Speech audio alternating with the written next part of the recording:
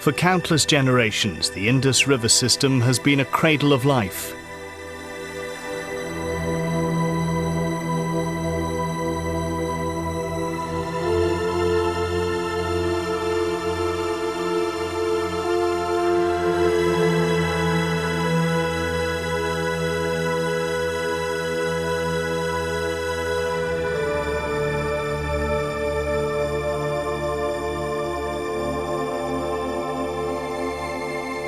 A home and a feeding ground for a multitude of creatures, some of them more shy than others.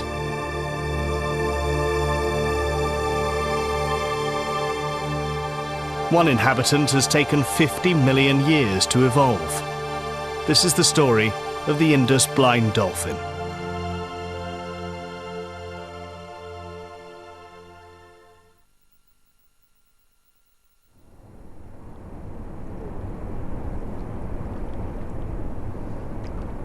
In order to understand more about this rarely seen creature and how it came to live in the rivers of Pakistan, we need to go back in time, 200 million years, to the formation of the continents. There was once an ancient supercontinent, and it lasted for millions and millions of years, but then finally began to break up. And as it broke up, fragments spread, and this triangular chunk that has now become India took off at the astronomical speed of 100 millimeters per year, which is really lightning speed for a continent. And about 30 million years later, it plowed into South Asia. And in doing that, it thrust up what is now effectively the roof of the world, the highest mountain ranges in all of the earth.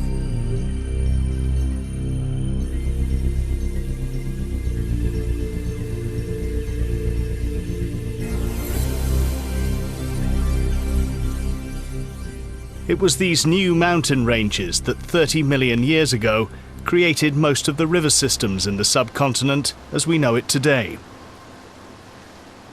The Indus dolphins also owe their existence to this ancient collision. As the continents met, a portion of the Tethys Sea, the body of water that surrounded these land masses, was cut off. This newly formed artificial lake became home to an ancestral dolphin, but it was a very different mammal to the one we know today.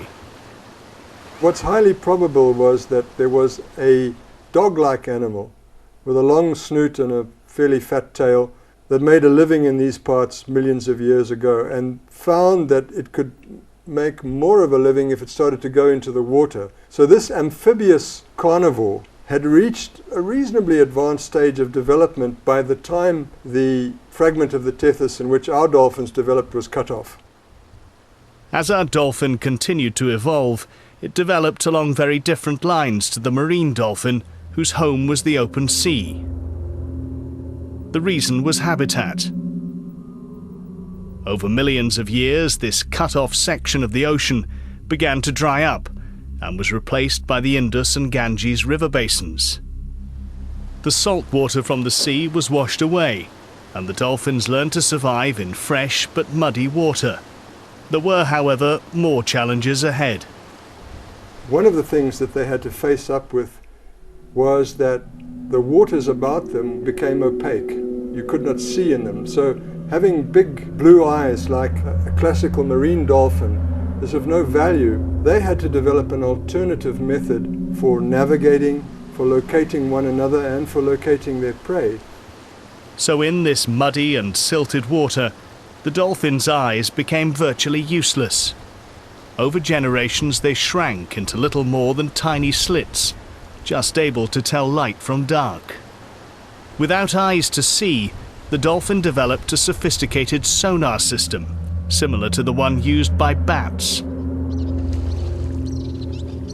They emit high-frequency sound as they swim, the noise bouncing off surfaces and guiding them on their journey. Using this information, they can navigate through the water and find each other.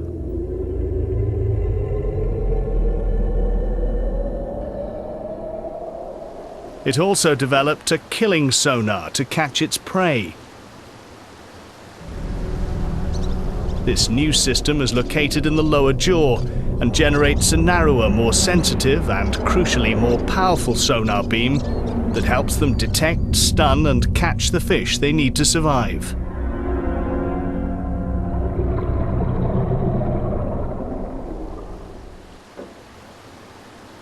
Another major difference in the dolphins' new habitat was the depth of the water they were forced to swim in.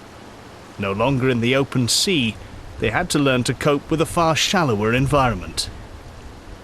These dolphins adapted the classical whale or dolphin tail stroke for use in shallow water by rotating onto their sides. So whenever an Indus dolphin gets into very shallow water, it flips on its side and then it can use the full amplitude of its tail to drive it through the water.